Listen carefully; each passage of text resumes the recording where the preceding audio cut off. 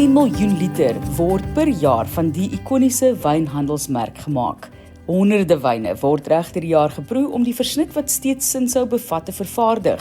Ek gesels vandag met die wynmaker Michelle Lou en wynkenner Benny Howard oor Tassenberg en Koos Kombuis gesels oor sy geskiedenis met tassies en hoe hy daardie jare onthou. In samewerking met Wineland Media, deel van die Winpro familie. Is 'n groot voorreg om die twee gaste op die bank te verwelkom. Dit is hier by die Protea Hotel buite Stellenbosch waar ons gesels oor die ikoniese Tassenberg, die geskiedenis daarvan en natuurlik het ek vir Benny Howard nader getrek, wynkenner, joernalis, weer eens 'n lang lys van kan ek maar sê vaardighede op daai CV en Michelle Lou wat ook by ons aansluit. Sy is die wynmaker van Tassenberg, daarso by Destel. Baie welkom. Dankie. Dis 'n koelerige, reënerige dag hierso in Stellenbosch. Dankie dat julle hier buite saam met my sit om te gesels daaroor. Maar Benny, ek weet Michelle het ook baie navorsing gedoen. Jou vroegste herinneringe van Tassenberg?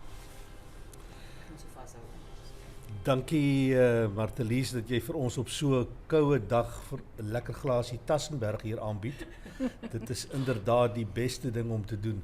Ja, Tassenberg het 'n besondere plek, ek dink in enige Suid-Afrikaner se lewe. Miskien meer so vir baie studente, want ek dink dis waar baie jong mense te doen gehad het vir die eerste keer met wyn en dan dalk met Tassenberg wat 'n soort van 'n studente spesialis wyn was in my jare en ek glo vandag nog dieselfde. As ek soms so kyk hier op Stellenbosch en 'n paar ander plekke waar die jong mense so saamkuier of nou nie meer so maklik saam met COVID nie, maar dit was tog die wyn wat ek dink mense kon geniet het en dit was die oorspronklike doel ook van Tassenberg as 'n wyn. Dit was 'n wyn wat bedoel was om geniet te word by enige geleentheid, as 'n glasie lekkerte op sy eie, saam met vriende, saam met kos, saam met 'n braaivleis, dink ek was seker die mees bekendste plek waar mense dit sou kon gebruik het. Maar my eerste tree saam met Tassenberg was universiteitsdae en dit was ek kan nou amper nie eens meer tel hoe lank terug dit was nie, maar dit was in die vroeë 70er jare. En alhoewel Stellenbosch homself altyd daarop beroem het dat hulle nou die plek is waar Tassenberg gedrink word, dink ek daar is amper nie 'n kampus in Suid-Afrika waar dit nie gebeur het nie. En ek was op Potchefstroom op universiteit en dit was verseker een van ons lekker rooi wyne om te drink. Bekostigbaar, verseker, maar ook lekker op die tong. En ek dink dit is die twee goed wat Tassenberg al die jare 'n spesiale plek gegee het. Daarna het ek 'n klomp ander aktiwiteite gehad rondom Tassenberg, maar seker een van my mees uitstaande oomblikke saam met Tassenberg was toe ek nog vir die SAIK gewerk het en ek in die Kaap was op 'n aflos periode en ek moes gaan 2 onderhoude voer in Stellenbosch met Paul Sauer wat destyds die baie bekende politicus was, minister van onder andere transport en dies meer. En die tweede onderhoud dieselfde dag was met oom Frans Melan. Nou min het ek geweet dat 'n mens, as jy by oom Paul Sauer gaan kuier vir 'n onderhoud, dat jy nie tee aangebied word. So ek het baie mooi en netjies jong omroeper daar aangekom op Kanonkop en hy het vir my gesê, nou Boetman, wat gaan jy drink? En toe sê ek, maar meneer Sauer, enige iets maak nie saak nie, baie ordentlik. Toe sê hy, wel ek drink hierdie tyd van die oggend 'n glasie Tassenberg. En toe het ek nou maar gevoel, dan moet ek seker nou maar inval, toe het ek nou ook maar 'n glasie Tassenberg voor my gehad. Ek kan nie dink dat ek veel daarvan gedrink het nie, ek was dalk toe op my senuwees gewees om nou met hierdie belangrike politicus en wynmens te praat, maar dit was 'n genoeglike uur of so wat ek saam met hom Paul deurgebring het. En dit was vir my verstommend dat iemand van sy statuur dit geniet het oor die uur wat ons gepraat het. Dit was nie iets om te drink vinnig nie. Dit was net iets wat hy kon deel en ek het jare daarna toe ek by Stellenbosch Farmers Winery begin werk het ek allerhande verhale gehoor van hoe hy Tassenberg orals waar hy gekom het gepromoveer het en ja, hy was 'n spesiale mens. So Tassenberg het vir my uit daai dae al 'n baie lang en wonderlike geskiedenis gehad. Wat interessante stories wat Penny mee vorendag kom. Waar, joh, dit is allemaal geskiedenis wat skrik vir niks. Wanneer kom die boek uit? Dis al wat ek wil weet. Asseblief. Maar Michelle, jy het vir vroeër gesê 10 miljoen liter. Dit is 'n enorme klomp wyn wat jy vervaardig van Tassenberg. En is eintlik ook mooi om te sê, jy weet, wat 'n ander wyn in Suid-Afrika het sy eie bynaam Tassies, né? Ja. So jy het so 'n bietjie meer voordat ons kom by die proses en die bottelering en so aan, die agtergrond van Tassenberg. Wel, Tassenberg was gestig in die 1936. So hy is al baie lank, 85 jaar oud. Ek het eintlik dit gaan moes aftrek. Lank vir my tyd. Maar sy naam kom van Papegaaiberg in Adamtas, waar die wyn is oorspronklik by Adamtas gemaak en so het hulle op die naam gekom, Tassenberg. Ja, en dit is net 'n baie ikoniese wyn. Ek kan onthou toe ek ook groot geraak het. Ek weet die studente, maar ook, jy weet, as iemand 'n potjie kos maak, wat altyd 'n bottel Tassies langs aan gestaan wat jy in jou potjie kos het. So, ja. Mooie herinneringe self ook. So, hoe dit gebeur dat jy self Tassenberg se wynmaker geword het? So, gee vir ons net vinnige idee ook van jou agtergrond en hoekom jy wynmaak studeer het. Nee, is reg. Ek is eintlik die eerste in my familie wat enigstens in 'n wynmaak landbou rigting ingegaan het. En so dit is eintlik, ek was altyd in die wetenskappe in en so aan en ek het nie eintlik geweet wat ek wou doen nie. Ek wou 'n dokter raak, so ek okay, nee, my grade is nou nie genoeg vir 'n dokter nie. En toe het iemand genoem, maar wat van 'n wynmaker? En ek sê ja, dit klink baie romanties. En so dit gebly en ek het gaan studeer en ek my loopbaan begin by 'n baie klein kellertjie. Covey de Toy destyds was my mentor gewees. En so het ek nou maar gegroei en by 'n groot keller soos Adamtas begin is my eerste groot keller en ek is nou al daar vir 6 jaar en ja, Tassenberg is een van my groot wyne wat ek maak. So, kom ons gesels gou oor daai romantiese kant van wynmaak en dan sê jy vir my jy het in 2 jaar die verlof gehad nie en jy werk heel Desember deur behalwe Kersdag, dan raak dit so 'n bietjie minder romanties en die idee van 'n lekker drinkwyn en 'n toeganklike wyn vir die mark teenoor om nou grand wyne te maak. So, jou posisie as wynmaker, as ek maar mag vra daaroor, wat dink jy daarvan? Kyk, op die einde van die dag wil jy altyd 'n produk vrystel wat jou kliënt gaan tevrede stel. Baie dankie. Tevrede stel. En Tassenberg is net een van daai produkte wat net aanhou groei het en aanhou groei het. Ek meen, ons sal nie 10 miljoen bottel is niemand daarvan gehou het nie. En ek dink wat hom ons so uniek maak en ikonies maak, hy het konstant gebly oor die jare. En dit is net 'n lekker drinkwyn. Dit is 'n wyn wat jy net kan geniet en dit is deel van ons geskiedenis, kan ek amper sê, van Suid-Afrika. So ja, en dit is basies wat vir jou belangrik is. Wat vir my belangrik is om daai ja, kliënt en daai tevredenheid dat die wyn so goed verkoop en so aan. Ek het vroeër vir jou genoem ook ons Namibiese mark het uitgeskiet in die hoogte in net ewe skielik so 2 jaar terug. So ek weet nie, hulle lyk my hou van 'n baie droë produk want dit is baie droog in Namibië. Ek sê so ja. Ja. Vertel ons ook voorheen die bottellering het baie verander. Ek weet nie uit watter tipe bottel meneer Sauer vir jou geskink het nie, Benny, maar dit was mos 'n ander tipe van bottel met 'n handvatsel aan die kant. So watter bottel het hy vir jou uitgegooi? Nee, maar daarom onthou Tassenberg toe hy bekend gestel is. En miskien moet ek net vir 'n oomblik teruggaan na die oorspronklike geskiedenis van Tassenberg. Kyk, die Winshaw familie wat die maatskappy begin het, Stellenbosch boerewynmakery, kom oorspronklik uit Amerika uit. Ou dokter William Winshaw, die stigter van die maatskappy, hy het muile na Suid-Afrika toe gebring vir die Tweede Vryheidsoorlog. En so van Suid-Afrika gehou dat hy besluit om sy familie te gaan haal om te kom bly in Suid-Afrika. En hulle het in 1925 toe die maatskappy gestig het, was eers net 'n onderneming wat wyn gemaak het en bietjie brandewyn gestook het, maar uiteindelik het hulle toe nou die maatskappy gestig. Toe stuur hy sy seun Bill, wat toe die eintlike wynmaker van die groep op daai stadium was, om in Frankryk 'n draai te gaan maak, eintlik nie net Frankryk, die hele Europa, en dit was hier so rondom 1928, 1929. Toe kom oom Bill terug met 'n klomp nuwe idees. Die eerste ding wat hy gedoen het, is hy het 'n vonkelwyn wat hy gesien het so bekend was in Europa, champagne, het hy kom naboots, maar nooit sukses behaal met dit in die bottel te doen nie, maar omdat die prosesse het destyds net nie hier bestaan nie. Maar hy het begin met Grand Moussou in 1929, wat een van die eerste groot vonkelwyne van Suid-Afrika was.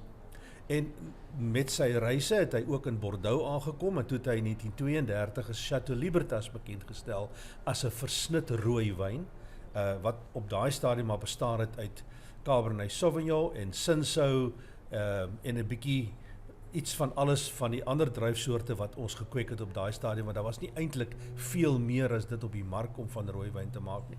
Maar hy het ook in Beaujolais, wat die tradisionele jong wyn drinkarea van Frankryk is, het hy ook hierdie lekker vrugtige jong wyn raakgeloop.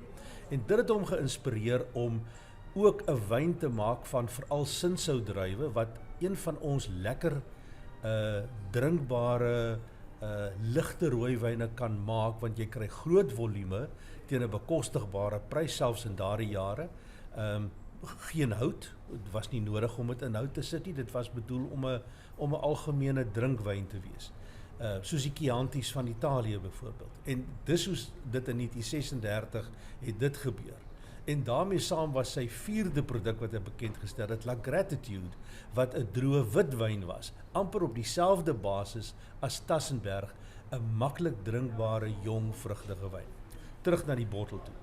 So ekskuus, ek loop nou so 'n lang draai. Asseblief, dis baie so mooi, dis fantasties die vertelling. So die bottels wat ons in die 40ers en die 50er jare gehad het, was maar basies 'n gewone Bordeaux bottel, 'n regop bottel met 'n regop skouer, wat die meeste van die wyne in was. Chateau Libertas was daarin. So Tassenberg het ook daarin gekom, maar daar was ook 'n groot aanvraag vir Tassenberg toe dit so bekend geword het, en toe het hulle dit in die ou gellingkanne nog gesit, en dis nou die een waarna jy verwys met die oor, wat jy so met jou duim kon optel en op jou skouer neersit, en dan rus die bottel nou so lekker, jy kan hom so makliker dra, want jou gewig is dan meer versprei op die skouer, dat hy nou aan jou vingers sou hang as jy met hom loop. Maar dit was ook sommer lekker naby jou mond, as jy gou 'n happie wil vat, jy weet, net om die prop af te draai, en net gou 'n slukkie te vat van hom. Maar ek het nog by oom Paul hom gedrink uit 'n bottel uit. En nou moet ons ook onthou dat die skroefproppe wat ons vandag ken, al in die 50er jare deur Stellenbosch Farmers gebruik is. Dis gebruik op Lieberstein, wat die destydse groot drinkwitwyn van Suid-Afrika geword het, wat ook in 750 ml bottels, in 1,5 liter bottels en in deesdae se 4,5 liter bottels gekom het. Maar Tassenberg was ook op daai stadium in skroefbottels gewees. So Tassenberg was nooit onder 'n kurkprop gewees nie. Daar is 'n ander storie oor die kurkprop wat ons oor net kan oor praat, maar die skroefprop was maar die bottel van Tassenberg gewees in daai jare. En ek kan nou ook onthou dat ek een van die proefkonyne was om te gaan kyk, so binne die eerste 2 jaar wat ek vir die maatskappy gewerk het, moet Tassenberg nie ook in 'n 5 liter verpakking kom nie. En tot my skades, en dalk omdat ek so jonk nog van gees en van jare was destyds, was ek een van die eerste modelle wat hulle afgeneem het saam met 'n 5 liter kannetjie, en ek het toe al 'n baard gehad. So die 5 liter kannetjie is ek mee afgeneem in die Rondavel. Nou die Rondavel wat nog was steeds bestaan, ja. die status symbool gewees om by wyn te geniet na jy gewerk het, was dit die bymekaar kom plek van wynmakers, en almal in die maatskappy het daar 'n glasie wyn gaan drink na die tyd. En daar het ons die foto geneem van Tassenberg in 'n 5 liter en as ek my nie verbeel nie, was dit in 1981. So Tassenberg het gespring van die tradisionele bottel na die 5 liter boksie ook en dit was jarelank 'n groot gunsteling geweest. Ek wil net byvoeg oor die storie van Tassenberg in Namibië. Die interessante ding is dat die smaak van Tassenberg is vir ons Suid-Afrikaners en vir baie ander mense 'n baie tipiese jong rooiwyn smaak. Maar die mark in Namibië het ontwikkel of groot gegroei alreeds na 1974 toe Angola onafhanklik geword het. En hulle, omdat hulle 'n Portugese provinsie was, provinsie van Portugal, het baie rooiwyn ingevoer wat daar verkoop is, maar die rooiwyn wat na hulle toe gekom het was maar 'n bietjie aan die rowwe kant. En hulle het begin om rooiwyn met Coca-Cola te meng en hulle het dit Katemba genoem. Nou toe Angola nou die Portugese uitskop, het hulle basies ook die invoer van hulle wyn uitgegooi en dit het beteken dat die mense moes toe nou 'n plaasvervanger kry vir die Portugese rooiwyn. En dit was Tassenberg, want dit was net oorkant die rivier, was dit beskikbaar in Suid-Afrika. So Tassenberg het migreer skielik van 1975 af binne in Angola in en dit het die drinkwyn van die dag geword. So ons het hierdie ongelooflike groei al destyds gesien in Namibië, waarvan meer as die helfte van die wyn oor die grens verkoop is. Ons moet onthou dat die grense wat getrek is destyds tussen lande was riviere gewees. Maar die bevolking wat daar gebly het, was familie van mekaar oorkant die rivier. So dit was 'n natuurlike ding dat die ouens wat die kant al toe Tassenberg gedrink het, dit eenvoudig net sou gebruik het ook aan die ander kant van die rivier. En dis soos dit migreer het binne in Angola in. En ek onthou, ek was aan die einde van 1980 was ek daarbo op die grens gewees. En die hoeveelheid vragmotors van Tassenberg wat uit Windhoek uit daar oor die grens gegaan het, was ongelooflik geweest. So dit is ek dink een van die suksesverhale was dat dit ook 'n produk geword het vir 'n nabye of 'n naburige land. Jammer dat hulle so baie kook daarby gooi, want ek dink nie regtig 'n mens kan Tassenberg so in die gesig vat om nou ander goeders by hom te gooi nie. Kyk, 'n blokkie ys op 'n baie warm somerdag is dalk nou nie die ergste nie, maar om daarom hierdie ander goed in te gooi, ek weet daarom nie. Wat sê jy? Disrespectful, né? Dit is taboe. Maar dit is Benny Howard, onskatbare waarde, al die kennis wat jy saamdra in die herinneringe en net jou kennis van die bedryf en die geskiedenis is elke keer, jy kan net elke keer vir jou sit en kyk en dan weet jy, waar kom dit alles vandaan en hoe onthou jy alles? Maar ons gaan nou 'n bietjie praat oor die Kirkprop. Jy het gesê ons moet daaroor ook praat, maar nou wil ek weet, is daar Sinsou in Tassenberg vandag? So vertel vir ons, wat gaan alles in Tassenberg in? En dan kan jy ook net vir ons uitbrei, Michelle, in terme van die konstantheid van die wyn. So Bonnie van die kerk sal 'n ding gesê oor Chateau Libertas is om 'n tipe van 'n konstantheid te behou met 'n wyn. 'n Persoon wil elke keer met daai wyn presies drink wat hy die vorige keer gedrink het. So hoe julle dit ook bereik? Nee, daar is definitief nog Sinsou in Tassenberg vandag. Ons het wel 'n paar cultivars al bygesit oor die jare, soos meestal Cabernet Sauvignon, Sinsou, Merlot, en dan nou so 'n paar ander cultivars tussenin ook. En om daai konstantheid te behou is nogals 'n moeilike taak, veral met so groot volume. Maar as jy, ons doen jaarliks wat ons wyn aankoop by die produsente. En dan basies na elke oesjaar, dan hou ons een groot proe.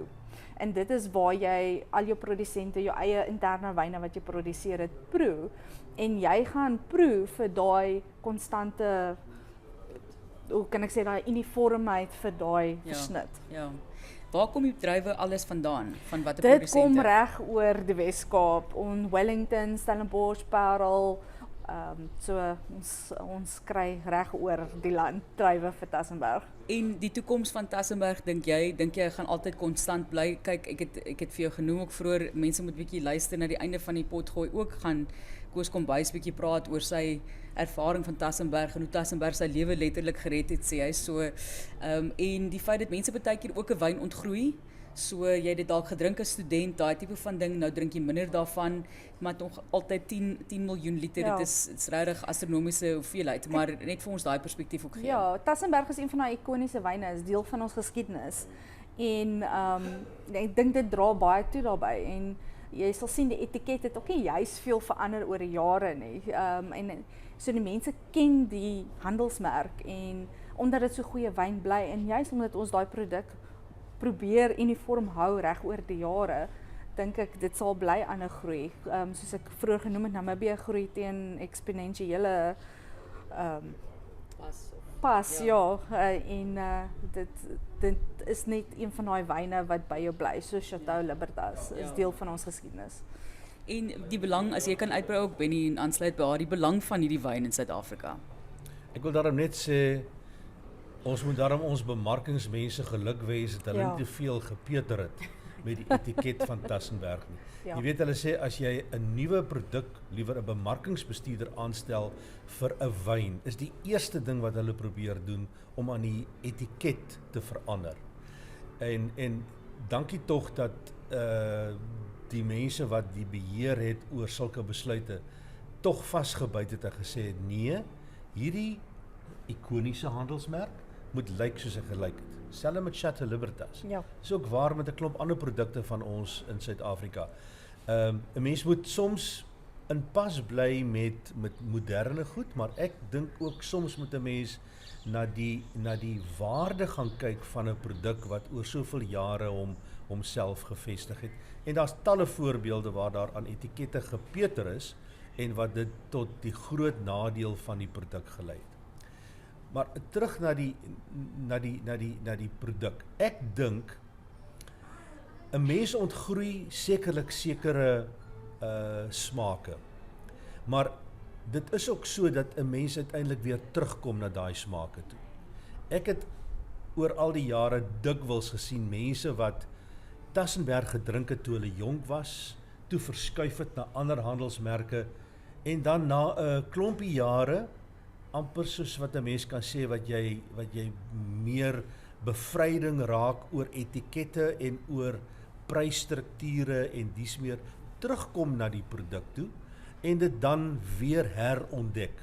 En absoluut Michelle, wat jy sê, daar is nie 'n potjie kos wat jy kan maak sonder 'n bottel Tassenberg nie, behalwe die feit dat dit ongelooflike waarde vir geld is dit 'n produk wat ideaal werk saam met kos maak, omdat dit nie die kos sal oorheers in geure nie, maar dit gee vir jou al die elemente wat jy nodig het om 'n lekker potjie te maak. Byvoorbeeld, jy het die suur in die wyn, jy het die alkohol, jy het die geure van die vrugte wat deurkom op die smaak en dis meer alles wat bydra tot die potjie, maar dit gaan nie jou potjie se smaak oorheers nie.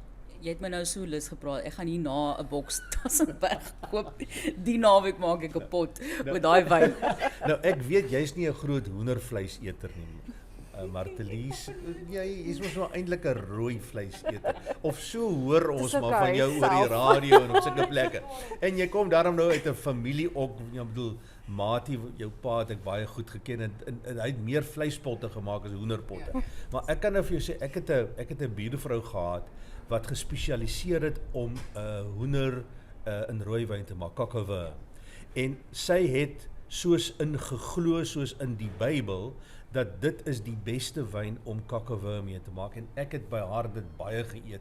En ek het haar nageboots of probeer naboots. Dit is die beste wyn om so 'n hoendergereg weer eens in te maak, omdat die geure van die wyn en as daar te veel hout sou wees, nie die smaak oorheers nie. Ek dink die vrug, dit is daai pragtige vrug wat jy daaraan kry.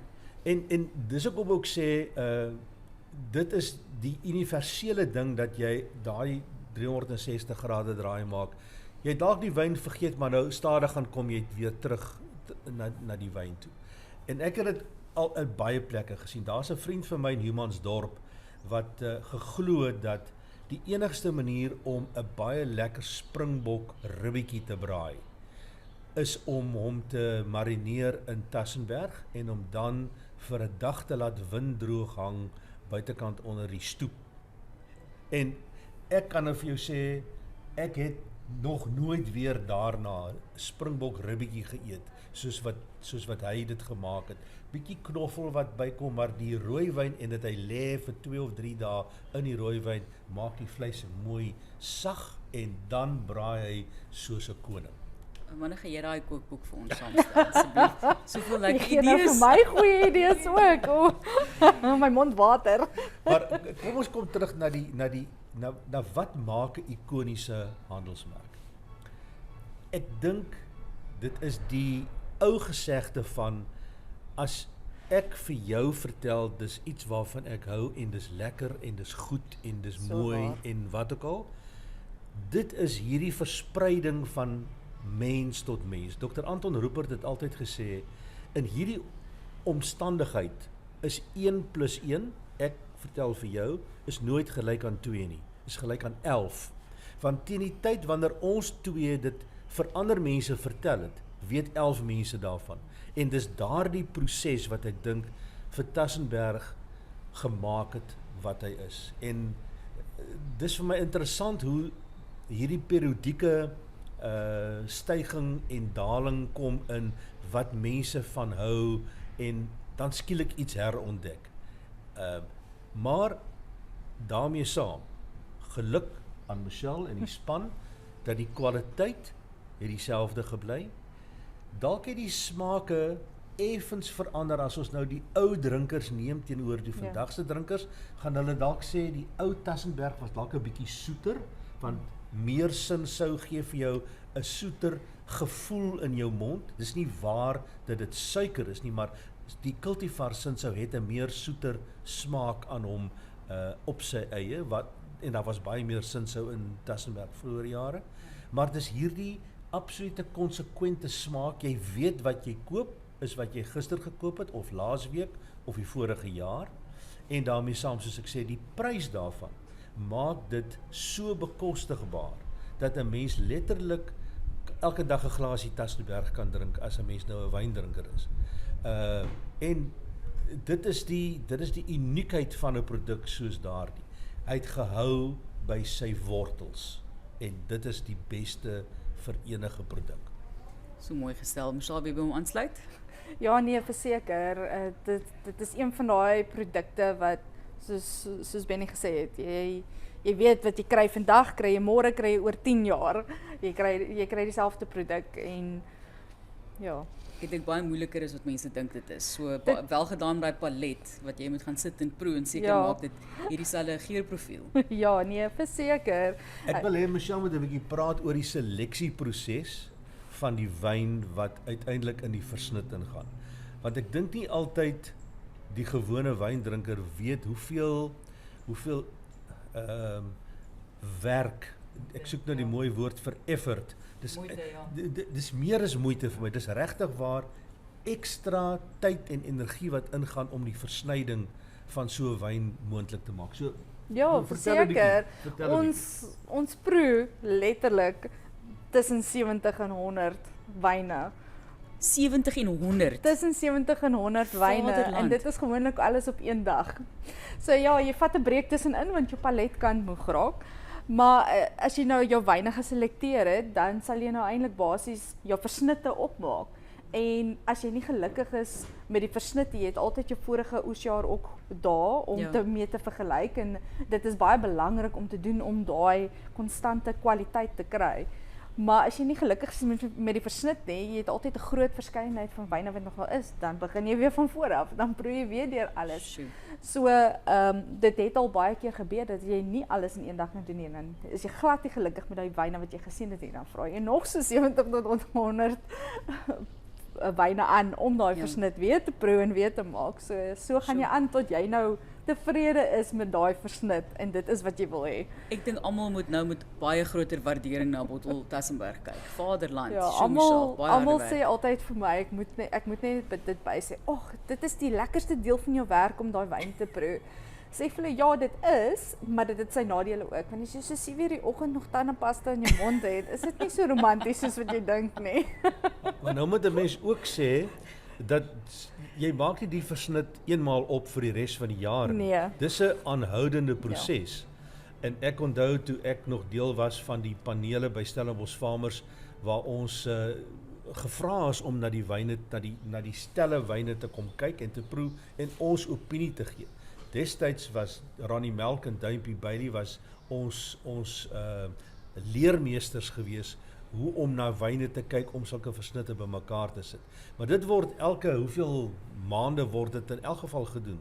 En dan is daar altyd soos Michelle sê die bottel van die vorige bottellering of 2 bottellerings gelede waarna jy teruggaan om te gaan kyk hoe lyk die versnit wat nou bymekaar gesit is teenoor daardie betrokke een. En dis waar die kuns van versnyding bykom. Dit help nie jy gaan sê hier is 'n resep van 10% plus 20% plus 30% plus 50% en dis nou 100% en dit gaan elke keer so werk nie. Dit werk nie so nie.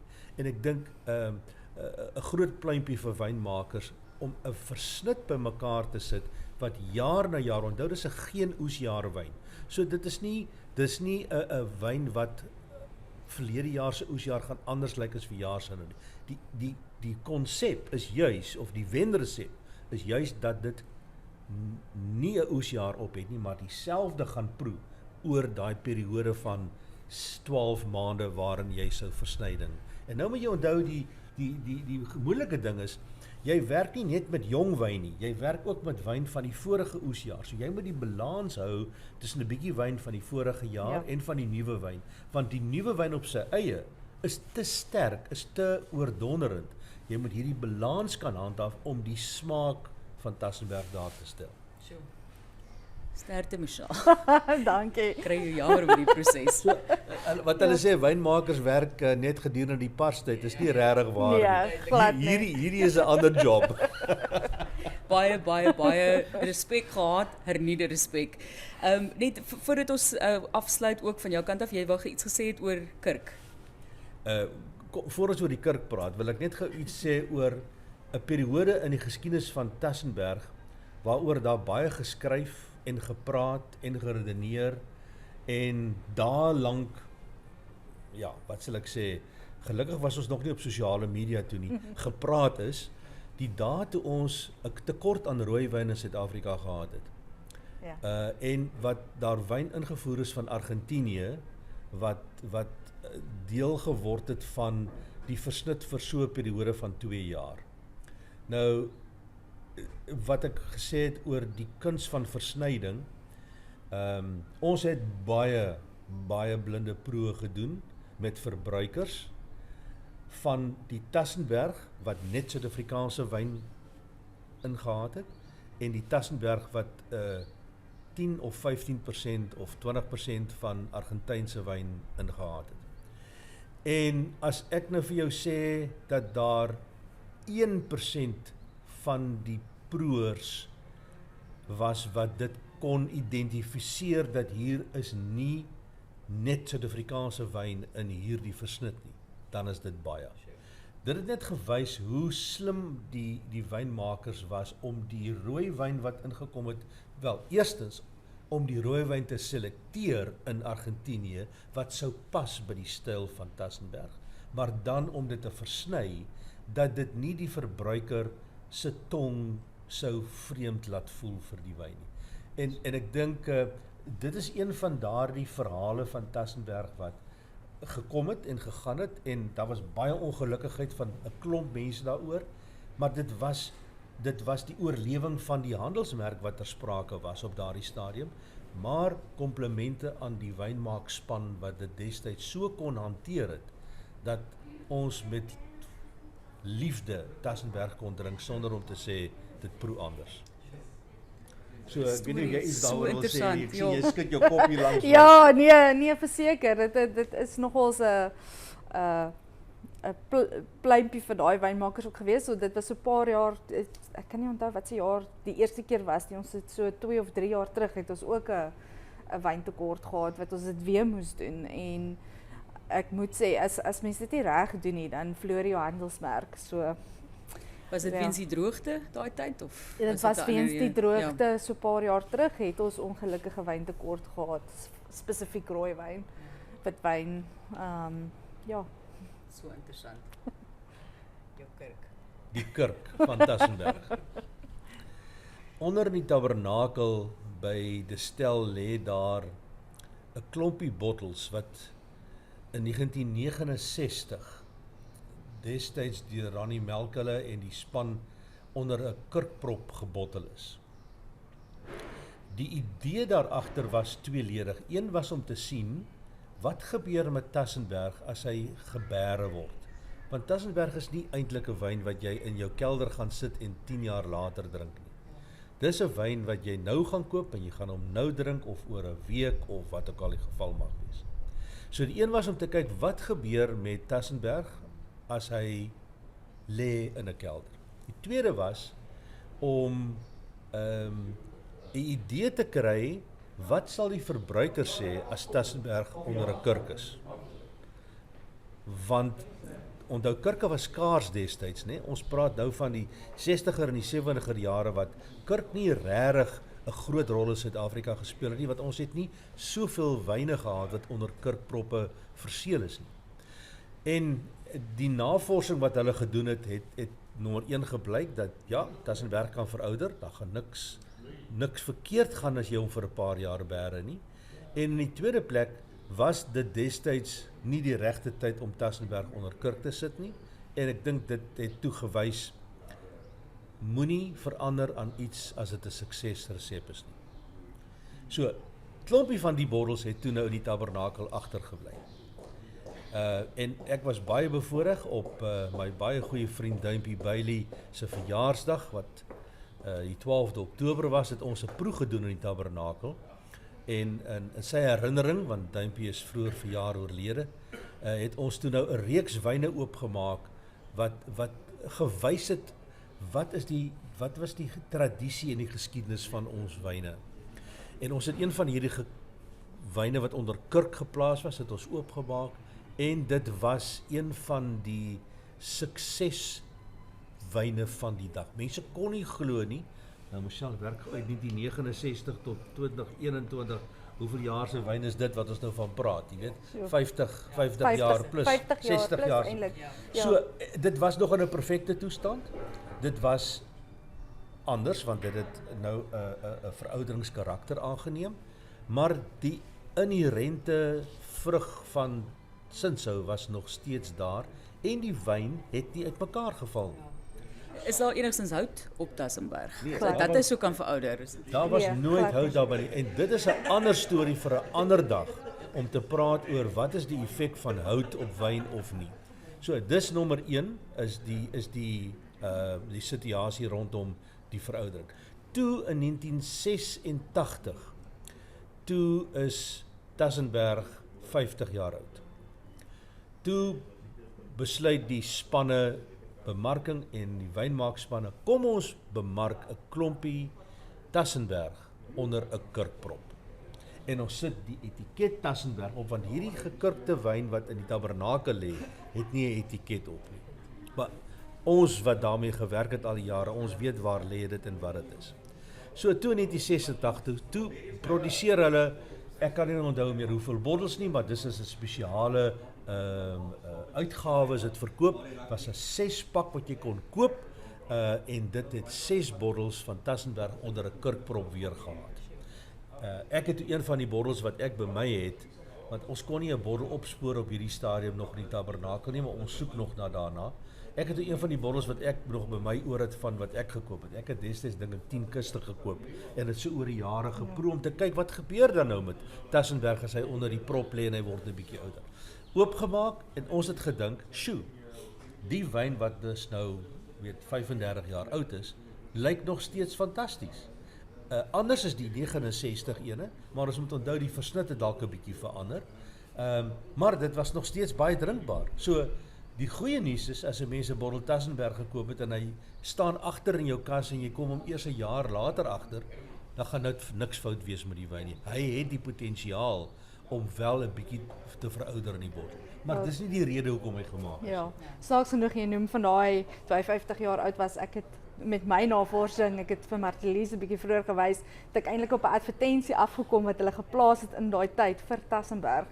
En hulle het gesê dit 'n bietjie van die geskiedenis en wanneer hy gestig was, en op daai stadium het hulle die Beetle kar was hulle besig om dit te ontwerp, en hulle het 'n vergelyking met die Beetle kar gedoen en gesê ja, maar dit is 'n ikoniese wyn wat teen 'n bekostigbare prys verkoop kan raak, soos die kar.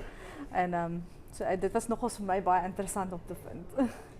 Ek wil vir julle baie dankie sê. Dit was nou so interessant. Soveel respek regtig Michelle vir die werk wat jy doen. Benny, wat sal ons ooit sonder jou doen met die herinneringe en die stories, onskatbare waarde. Ek baie dankie dat jy weer eens tyd gemaak het om saam te gesels. Ek gaan jou nog baie pla. Maar ja, ek het 'n lekker dokumentêr oor Duimpie wat ek ook vir jou gaan 'n paar vrae oor vra, en is my so mooi met elke liewe gesprek wat ek doen oor die wynlegendes, kom sy naam na vore en Ronnie Malk se naam kom na vore, en hierdie mense wat net hierdie legendes is van ons Suid-Afrikaanse wynbedryf, en die sit ook hier regs. Michelle, oor so 20 jaar gaan ek met jou ook 'n onderhoud doen oor die wynlegendes hopelik van Suid-Afrika op daardie vlak. Maar baie dankie aan beide vir julle tyd. Ek waardeer dit. Dankie Martelies. Elke aand so met die skemering, as die son sak oor ons tuin, dan dink ek terug aan daai dae toe ons nog jonk was en baie KAK aangejaag het. En dan skink ek vir my 'n glasie landgoed wyn.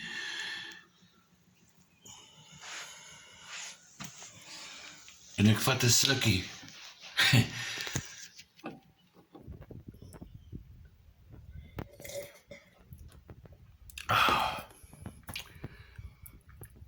Op die oomblik drink ek Beierskloof meeste van die tyd. Maar dit is soos 'n nagraadse studie. Ek het nou groot geword en ek het ontdek wat is wyn met kurkproppe en sulke goed. Toe ek jonk was, was daar net Tassenberg. En dit was okay. Dit was so bloody okay. Al die nagte, ek het soveel vriende gemaak met Tassenberg. Tassenberg het my lewe gered en ek sal dit so once in a while dan koop ek nog 'n bottel en dan dink ek, ek het die smaak so 'n bietjie ontgroei, maar that's it, dit is nog daar, jy weet, dit doen nog die ding. En ja, ek het op 'n stadium 4 bottels 'n aand gedrink. Ek kan dit nie meer doen nie. Ek kan nie meer die punch vat nie. Ek drink nou so 3/4 bottel 'n aand en dan is dit natuurlik nog ordentlike wyn. Maar dit is deel van my geskiedenis en ek sal altyd vir Tassenberg dankbaar wees. Hulle was my eerste borge en hulle het my oor die afgrond gehelp, maar hulle het my ook gered van die afgrond. Hulle het albei tegelyk gedoen. So dit is amazing dat hulle so iets, dit was 'n trick wat hulle reg gekry het en ek sê dankie daarvoor. Shot Tassenberg. In samewerking met Wineland Media, deel van die Winpro familie wat hierdie jaar ook hulle 90ste verjaarsdag vier.